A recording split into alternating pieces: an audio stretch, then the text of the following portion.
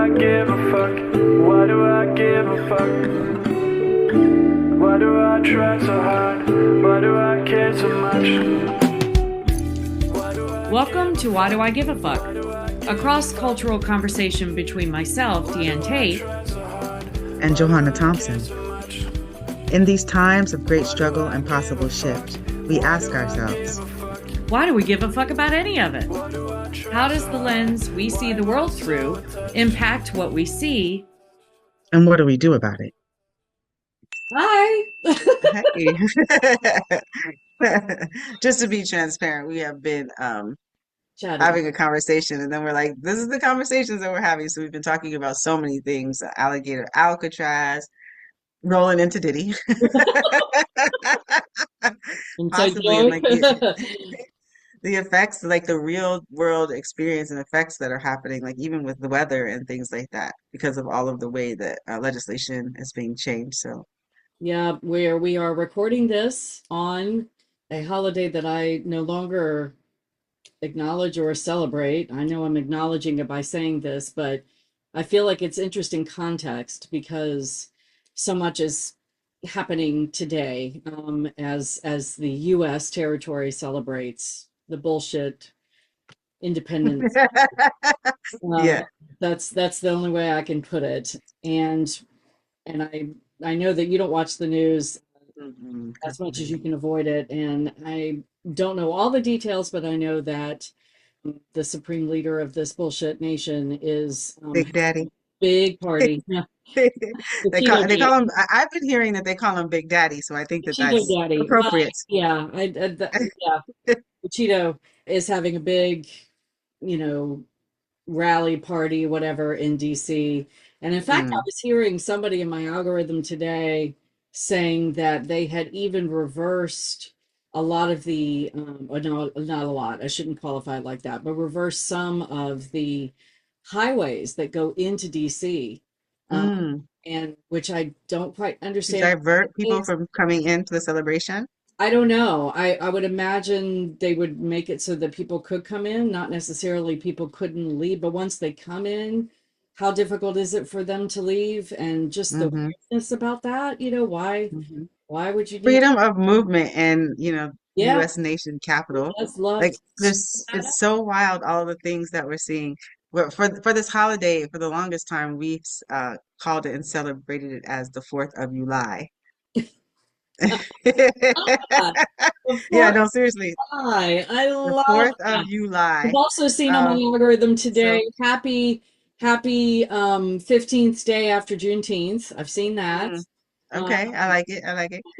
Happy 4th day after Pride. So people are claiming that's a really cool reframing of it. Yeah, man. Renaming it for sure. But just for context, yesterday the quote unquote big beautiful bullshit bill got passed the Congress, and at this party he's throwing today, he's supposed to sign it. So, and it has just disastrous repercussions to anyone who is not a billionaire. And so we can talk a little bit more about that or not. There's so many. Well, we could talk about like how do we become billionaires in this moment? Because like what else is going to be helping and saving us? Like this, this man Big Daddy is like really doing some. I mean, it's amazing to watch and to see, and to also see like how if you think throughout history and when we're in school learning history, I always think about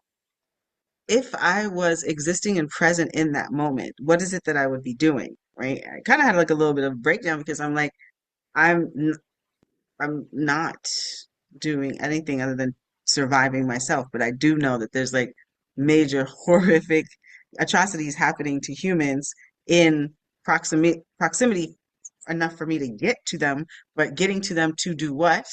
Right. I have absolutely no idea. And like the reality of sitting in that intense internal discomfort, especially because in this moment I'm in Florida.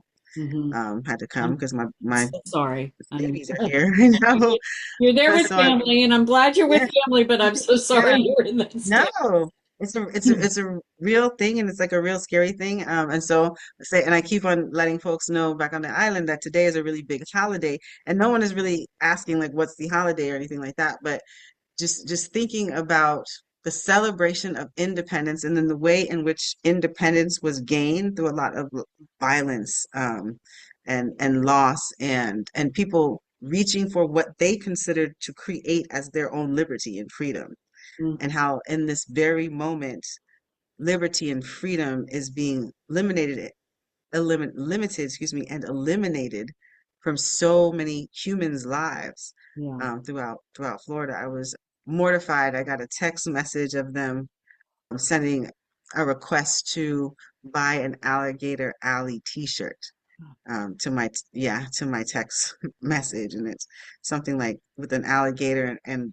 bars and ice. I don't even know if we want to promote it in that way. Mm. Um, but yeah, no, it was like just mortifying that like we know that these atrocities are happening, and these atrocities are happening very much like what I've heard of the Holocaust, or what I know of the history of like slavery in the United States. And on this day, I don't even want to go outside because I said to someone the other day, I don't want to go outside because white people too happy, Yeah. Oh yeah. meaning like the risk Yeah. to my life and welfare is serious. Yeah. Yeah, I've heard folks that are opposed to, for those who may not have heard, if you're not on U.S. territory, what Jay's referring to is called Alligator Alcatraz. It's a new detention center that our Concentration camp. it is a concentration camp that our president and his cronies have erected in Florida on an old landing strip, apparently an old kind of airport in the Everglades. So I know that Jay knows this, but just for context, the Everglades is one of the most beautiful areas, natural areas in this country. Lots of swampland and cypress trees and everything that comes to mind when you think about being in a deep swamp. That is the Everglades. Exactly. And beautiful, but lots of Mhm. alligators, lots of snakes, lots of it for humans it can be a very inhospitable space to be in. And Mhm. it is protected. It has been protected in the past, and so this is the place that Trump has chosen to erect this concentration camp for immigrants, migrants, folks that are actually U.S. citizens that he deems as necessary to deport. I think it can hold right now. They just opened it, and the first round of people have been transported to the detention center. There's only one road in, and then the reason they're calling it Alcatraz, it's referencing a prison that's off of San Okay. Francisco, which was erected I don't even know how many decades ago, and the point was that they didn't need a lot of guards or any kind of they had security but not a lot of it because anybody that tried to escape wouldn't be able to survive the frigid waters of surrounding the island. And so this is a similar concept, that he would erect this in the middle of the Everglades, where if anyone wants to leave, because there's only one road in and one road out, if you wanted to escape and try your hand at surviving the swamp, it's just disgusting, the memes and the cheers and the pleasure that the people that voted for this and wanted this to come into effect are feeling at the idea that humans, first of all, who don't deserve to be there in the first place, but then if they do try to escape, the horrors that they could endure. So I've read that it can hold 3,000 humans now, but that 5,000 is eventually where they're going to go. But I wouldn't put it past them to not care how many humans they're piling on top of each other. And besides the fact that it's in Florida, where June 1st starts hurricane season, and I'm hearing reports that the facility is already flooding just based on rain. You had mentioned that you guys are having a lot of rain in South Florida right now. Yeah. So, for a multitude of reasons, it's disgusting. And a lot of people are calling it alligator Auschwitz is one of the new terms and names that Hmm. they're calling it. So Um, it's yeah, it is just another cog in the wheel of what's happening, and that people are being rounded up that are U.S. citizens, that are here legally, that have gone through the process, that have acquired their citizenship through all of the hoops that they had to jump through, and Money that they had to pay, money that not they just had to hoops, pay, tests that but they had to money upon money, dollars that is really hard lawyers, for people yes, um, to acquire. and have been functioning as full citizens of this country are getting snatched up because of the way they look, Hmm. because of the what their name is, and it doesn't matter if they Hmm. have their papers, which everyone is carrying now, if they do have them, and so. Hmm. It's a pretty messed up day to be in the United States with this holiday, the 4th of Hmm. July. I love that. That's Hmm. There you go. It's a good. Yeah, I get an eerie feeling down my spine because I do think of like the when we're talking about being in the Everglades and it really being swampland and yes, being beautiful, but there's this kind of like it and on one hand it's beautiful, but like it's very harsh. very hard. And there is a demographic of humans. There are the indigenous folks that are still out there that live in the swamplands and they know how to manage that type of environment. But I also think about like the history of the swamplands and like the alligator alleyway walkways and how so much death happened along that area. Like even when they were building like the road, cars and or things that are transporting through there because the marsh is unstable. It's a marshland. Yeah. And so like car crashes and slides and how things like come over really, really heavy, deep, thick air Hmm. is out there. So not having any type of ventilation of air and Yeah. being in, I understand is they've created these tents. So I'm really curious. Oh gosh, and the mosquitoes. Like, and if you're not being able to handle that. So, that being said, there's always been folks that have been put in these type of environments who have learned how to survive and support and help people through. Yep. And so I'm going to be very excited to hear those stories. Again, I'm sitting in a place of real discomfort because I don't know what it is that I can do. I Yeah. also know that I look the way that I look, and so I would be at risk going into that place. This is where you make the decision of like, and I don't even know if I went into that area, there's like how far I would even be able to go. Right. Um, Yeah. and not having the resources, having like those water fan boats that they ride over the Everglades, Right. deeper Yeah. down Yeah. southwest. So Yeah. yeah, it's just yo, if folks know have some type of resources to be able to do something to be supportive, but also, if nothing else, to understand the conditions, the like basically death camps that are being erected. So, Yeah. whereas all this joking is coming up and t-shirts and all of this, it's like really actual human death camps, just because a majority of people are not going to know how to survive and exist in Right. the environment that is Well, and I down in and Alligator. I read yesterday that part of what Trump has been talking about when he's got a microphone in front of him talking about this particular detention concentration camp that he's erected is he's talking to other governors. Of course, the Florida governor, DeSantis, is one of his bros and rides in his pocket pretty tight. But I've heard that Trump is encouraging other governors of other states to erect these Correct, son. concentration camps. So we're not Of course. far from that, which, a lot of people have known for a long time, but some folks that are listening to us might have heard this just now, as far as the fact that this also, well, it started a long time ago, but the cop cities that you may Mhm. have heard about, I think was an escalation of this concept of Which is the political project that we have been watching happening in Palestine, which yes, is what we've always been redirecting to. Is we know that the United States funds IDF, but then we know that the tactics and strategies of human control that the IDF has been working as a political project in Palestine is what they have begun to create as infrastructure in the United States and fund yeah, like out of, our tax dollars. So for those of us who are being taxed really high because we are on the lower economic status of our tax bracket, we Mhm. are literally funding our own limitation of autonomy and our own slavery. Right, right, right. Yes.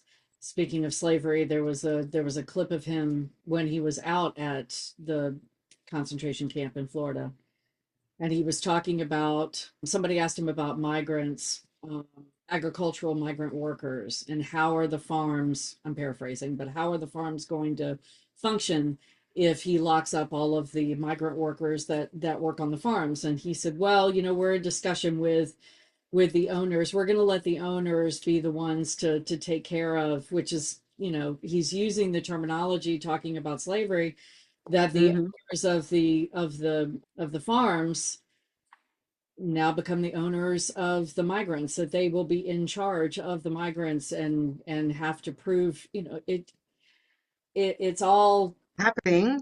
yes, it It's is. It happening is as in we're real time. trying to. In real time. I know that you and I aren't necessarily surprised by that, but there might be some folks that are listening that are surprised. And if your algorithms or your news sources are not talking about this, then I encourage you to get new news sources, and I encourage you to seek out new voices, because the propaganda machine in the US territories and possibly around the world, I don't know exactly how it's landing. I'd be so curious to hear from any of our listeners that are not on US territory what their news Hmm. is talking about. What are their people talking about? Because we know how the propaganda machine works in this country. And if you're not hearing, if this is the first you're hearing of any of this, then you need to educate yourself. I say that with love and urgency, because it's real.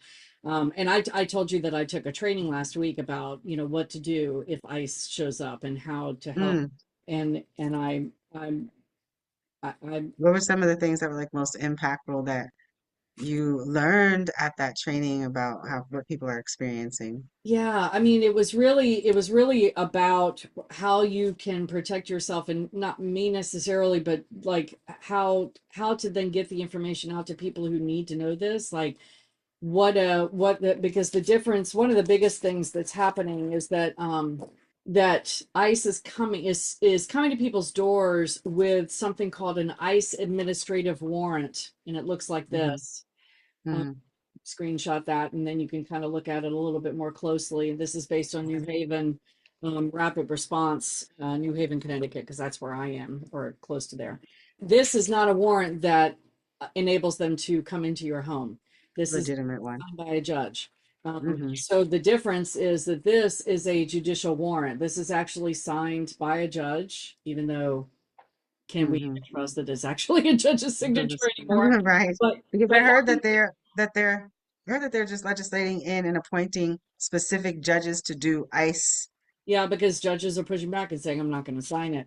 But just that particular aspect, that if you are seeing ICE anywhere and you come up as an observer and you want to help, start recording and ask them what their badge number is and what their name is. And if they won't give you that information, it's entirely possible they're not really ICE, but they're getting much more emboldened to not give us that information. There have been conflicting Mm. stories about whether or not to ask the person who's being attacked by ICE what their name is. I've heard reports that it's good to ask them what their name is and get it on record, because they could just disappear and you don't know where they are. But I also heard that it could be detrimental to ask what their name is, or to get it on a recording that you then, blast out. Right. Open them up. So it's there's conflicting stuff, but I have a person that does the yards for folks in my neighborhood, and we engaged him when we moved into this house to do our yard. And he was here yesterday, and I was going to give him these one of these cards. He Hmm. doesn't speak a lot of English, and I don't speak hardly any Spanish, so I went on my translate app, and I Yeah. I created a message to say, I don't know what your citizenship status is. It's none of my business, but I'm worried about you, and I want to give you this information. Oh, okay. But he left before I got a chance to do it, and Oh. yeah, that he was gone. So I'm going to try again. And so those are just the little things that that I can do as Mhm. a human to reach out to the people that I know that might be at a higher risk. And but it is scary. The one thing that I would offer to maybe consider editing is not targeting the citizenship status of the person you're giving the thing to. And so Mm, I would make it more like, if you know anybody who needs to be protected from ICE, love then that. here's some information that Yes. they can have. Because if you're highlighting someone that you think that they might be, then their brain is going to start being curious as to why you even are Yeah. thinking about it. Sure. You know what I mean? So it's Yeah. more to be like, if you know anybody in your community who might be at risk, here's some information and do with it what you like. And then it doesn't make them think, oh, Right. does she think that I'm illegal? Right. Yeah. Because I that could didn't freak know how someone I out. struggled over that wording. I wasn't sure Yeah, how to put it, and because I know that on every level I'm profiling him by even bringing this up, but I've also known people that look like me that have asked their one of person course. knew their super, and she said, I just want to check in with you and make sure you're okay, and he's like, you're the person that's the only person that's asked me. Yes. Thank you so much. So yeah, Mm, it's a thank you for that wording. I appreciate that yeah, correction. That's yeah. a much better way to approach it. It's just helpful because then it Yeah, can be opened up to any person. right, right, right. And so Yeah, yeah. yeah. No, but yeah, that's actually a good thing to do. Everybody here in Miami is a migrant, I know. literally, either being, from European, from Russia area, Asian folks, Miami is a very yeah, and Caribbeans, you know I what I know mean? some of All it's through South interesting, Americans. but So it's just like one person asking another is literally ridiculous in Miami in particular. Now, maybe if you go up a little bit to Fort Lauderdale, then you start, but in Miami in particular, I can't even imagine anyone asking the next person because everybody is yeah. from Do you some other. feel? Have you gotten the sense that the energy in Miami is any? Not at all. The thing that's so wild to me is I'm like, yo, people are moving like there is like nothing is different, like nothing is. I don't literally, and I know also Miami has that very vacation party feel, Mhm. but then there is the demographic of humans that are living here who are like the workers of the service industry. And I'm talking about all levels, from executives, Yeah, doing service provision to the actual like on the ground workers. But I am particularly like shocked that folks do not at all seem to be rattled more. And I'm that's curious also because the reality of like ICE raids, this is not a new conversation for right. Miami and for people who have existed here trying to have their citizenship, or Yeah, the what was the 1 foot rule from like the Cubans coming over a very long time ago, all of the things with Haitian pop, like that is continuous and ongoing. We have like the workers that come over as kind of indentured servants who work in people's homes right, here right. that have gone missing, have gone like unpaid, who've like fallen into these kind of indentured servants Yeah, slave yeah, relationships with the people who bring them from South America to do the housework and childcare. So that might be a condition of the fact that I just see people in their normal, what seems to be like their normal movement. Of course, the social justice community is providing a lot of education and information. I'm seeing a lot of that. There gotcha. are a lot of like protests and marches. Not as many as there were during Occupy because of all the threats from law enforcement and the military industrial complex saying, we will kill you, especially down here in Florida.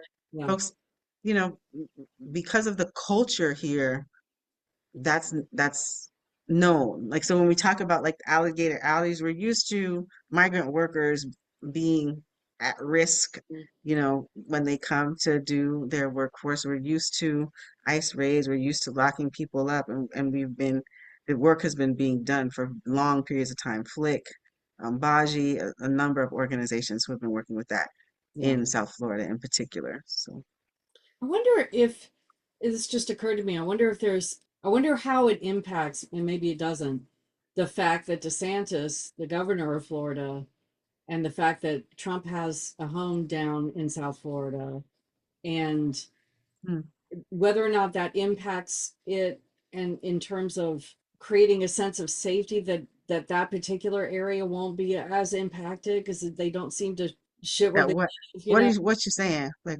I don't know. Just seems to me that I don't hear about a lot happening in Florida when it comes to rounding up people. We hear about it happening in. because they've already they that my point is that Okay, this is not new to Florida. gotcha, You're gotcha, not like this is not news. This is not like people are not surprised at this gotcha. work. This work has always been They've in been doing Florida. this. They've Okay, always had the ICE camp. There's always been, young people going to schools. This is like in California. This is not new stuff. It's just like how are we creating mechanisms to protect more people gotcha. because now it's increased trifold because there's folks that are being given extra permissions to Okay, transgress our lives, yeah, yeah, right? And to like mess up us at the borders. So yeah, yeah. now it's just over surveillance in like, urban communities when all of a sudden they've given a whole bunch of money and you have like five police forces in one city of Yeah, population. It's yeah, just an increase of the over criminalization of gotcha, humanity. gotcha. So yeah, so Florida, you're not going to hear about it except for big news. Hey, we made a new, very cool concentration camp Yeah, in the middle of Alligator Alley, ha ha ha. And now we're going back to, slave times or the history of like the destruction of the Miccosukee communities when, we were putting people at risk of being in swampland where it's very hard if you're not used to those conditions to exist. So yeah, and I'm curious to see what it's going to look like across the United States. You were talking like in the last episode about like the borders coming in, and like giving people more permission to kind of transgress those people that are on those edges of different nations. So, yeah. You and I were talking about that, and I don't know if we talked about doing an episode on that. Just to briefly like say that mm, at some point Trump it expanded the border region to be 100 miles from the outer edge of the country in all the way around the country. So there are mm, entire states like Florida that are included in that 100-mile boundary, and it gives the federal agents a lot more leeway to behave without warrants, without probable cause, without all of these things, because as long as you're within that red zone, I don't even know when that happened, when he expanded that. I missed that detail. But yeah, there, again, tactics that they've used in Palestine yeah, when they were, creating borders across. So like soon we're going to be able to see more intense borders across states, right. right? Because that's like sectioning off people and sectioning off their movements. I remember when I was doing a conference with the Dream Defenders, and folks from Palestine were talking about not being able to see their grandmother, who were like two like communities over because they couldn't get past the checkpoints to be able to see grandma. I'm just trying to Yeah, drive, yeah, to see your other family members. But yeah, seeing the over militarization, the over criminalization of just normal human living, you right. know, the biological enforcers that we need to exist, being limited, especially if you're marginalized community folks, non-white folks, I'm gonna just say, whomever you look like. Yeah, yeah. Yeah. Yeah. I was telling you before we started recording that I stumbled across a website that I think is really interesting Mm, relating to Project 2025. We've talked a lot about that particular political project, and there, there are lots of ways that you can actually read the whole text of that project. But this website that I think that I stumbled across, I think is really interesting. It's a tracker website, mm, so I'll put all the pop-ups and things on to tell you it's project 2025.observer. And okay. the thing that's really interesting about it is that it breaks it down. And I'm going to invite, we'll invite, I don't know if we have the time to kind of go into it today, but invite people to go on the website and see it breaks down the what's been done, what's in progress, and what hasn't started yet. So you can search topics, you can search departments, you can search Love different that. things that you might be interested in and see what has been done, and it gives you a long list of the things that it has done, and then what's yet to come, what hasn't been started yet and what's yet to come. So I thought it was really interesting. That's project 2025.observer. And Hmm. um and I think it it breaks it down in a way that it's a little easier to, for me at least, easier to digest about the things that are out there that have already happened, that are working right now, and that are yet to come. So, What I'd be curious is to, as when people are like engaging with this technology that's giving you this information and resource, and like we are politically set up for this agenda to move forward at full steam rolling, like mhm, what are the solutions that people are thinking about for protecting themselves and yeah, making sure that they are living in a way that they want to be living? Like I'm thinking about as Hitler was beginning the Dritte Reich and shifting, freedoms for humans yeah, and identifying those humans who were not going to be able to have access and freedoms, or not even that, like Stalin eras, and there's all kinds of places and times throughout history where humankind, we're at the brink of the moment where these things are happening, and it's like, well, I guess you just have to, I have to come back on my own capitalism for a moment and reflect because I had resources. I'm like, to be able to shift what my experience could potentially be and then like set up um, an escape route from what I would hope, for my daughters if necessary. And that's me saying, kind of expatriating out of the US. I'm one foot in and one foot out because I am in South Florida at this moment, but like, establishing myself to be able to live in a different nation to be safe. But then there's so many folks that do not have the resource to do that, or nor do they have the foresight to be thinking about a plan to be doing that. And so I'm well, just really curious as to like how like the realities of how folks fall into these situations where we see folks on the news and war has broken out in their country and they're trying to escape on planes, and we're like, look at, why don't these people plan? But when as it's happening and you're not prepared for what is happening, right. that's a real human crisis. Well, and for anyone on U.S. territory, I mean, the last, and it may have changed, I haven't Googled it since, but the last percentage that I saw of US folks who had actually had a passport was less than 25%.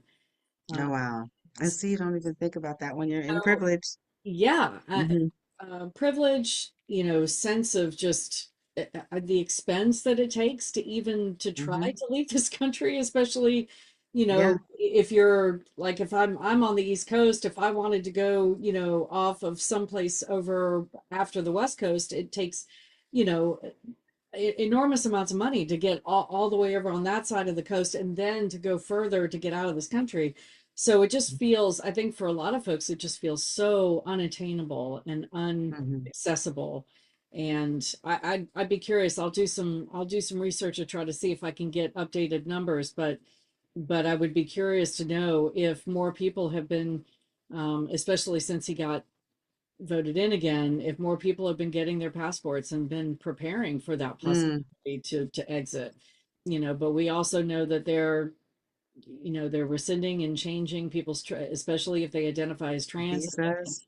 gone through Hmm. the process of getting their gender markers changed legally and got passports with their updated gender markers on them, that they've been getting Hmm. passports in the mail with their previous gender markers on them, so they've been reversed. So Ah, it the harm yeah, in that. Oh it my just gosh. it, it just breaks my heart because the not only just the emotional assault that is, to someone who went through everything that they went through to get their gender markers changed to begin with, but now they're potentially traveling out of the country And with putting at risk. that doesn't match. So they either have to change themselves back to present as their passport does to try to keep themselves safe, which is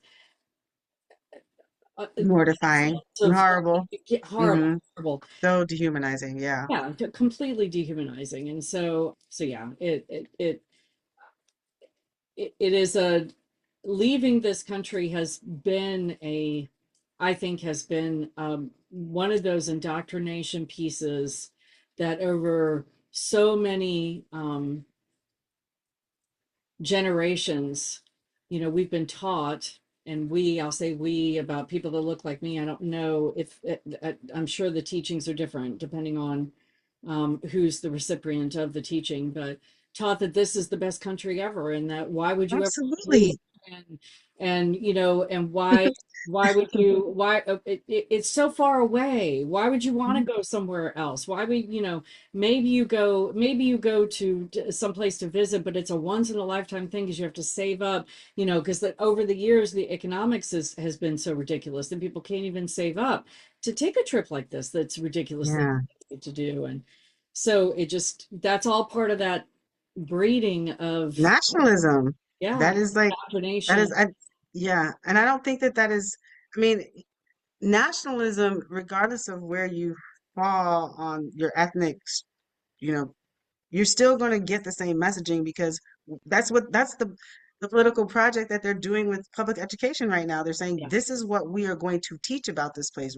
We learned, you know, the forefathers, the greatest nation, the, Oh you know, yeah. manifest destiny, all of like we come from. And so that ideology End you of the take free with and you home. when you do travel, you Yeah. know, like you have a US citizen, an Americanized like kind of sense of privilege Right. about your everything being better, your everything being more accessible, Right. coming more quickly, the better products. And Right. that is not the truth, but you believe it because that is how you've been indoctrinated to Right. understand your nationalism. Yeah. Yeah. So I think that all weighs in to why people didn't have their passports, because they just didn't see the need, didn't see the opportunity, didn't see the access to want to go anywhere else. Why would you want to, you know? And then when we do travel out, we're looking for McDonald's and 7-Elevens and The things that, yeah, the things that we are familiar with. You do. with, Because that's what you know, right? Because you haven't had the opportunity. I mean, and technology is shifting this experience. Like it's also kind of exacerbating the generalizations that we make about other right, people and other culture. But at yeah, the same time, you also can get glimpses into things that might be exciting to you that you might not have known existed that you want to experience or know. right, And so you know there's the opportunity to both explore in a really powerful way and then to overgeneralize in a very harmful way, yeah, um, and just to check in on in reflection. But yeah, the more people who have the opportunity to travel, because that is when you expand your understanding of all things. And I know, again, I'm speaking from a very privileged place of being able to have the mm, resources and access to be able to do that. But it's critical. I know back in the day we used to have pen pals and stuff like that, just to be able to have a global connection have with people from yeah, other places and other culture. And that was when we used to write. That art is lost, or it's done differently. Let me not say it's lost. I don't want to be negative, but it's done differently. yeah, Yeah. done very differently. Yeah. Mhm. Well, thank you for spending some time with me on this Sure. 4th of July. And 4th of July, yeah, Alligator Alcatraz is dehumanizing human beings, what the United States have been doing since its founding and erection. yeah, You yeah, know, because it was yeah, Turtle Island before. It was a land of, I'm not, I don't even know the full history, but it's a land of people existing before yeah. the United States created its legacy. No one is illegal on stolen land. That's That's tough. one of my more favorite sayings right now. So anyway, be Mhm. well and Thank you. That's let's get off this good to main talk. line as quickly as Yes, I know. As soon as I can. bye. Get to my paradise. Come along. Yep, Do absolutely. I give a fuck? Why do Thanks for I give joining a us. fuck? Until next time, Why as you do I move try throughout so your hard? day, Why am I continue to so ask yourself, attached? Why do I give a Why fuck? Do I Give a Why Fuck do is I produced give in a fuck? collaboration with Johanna and Why Deanne. do I try Music so by hard? Norwegian Why do musician I care so Water. much? See you next time. Why do I give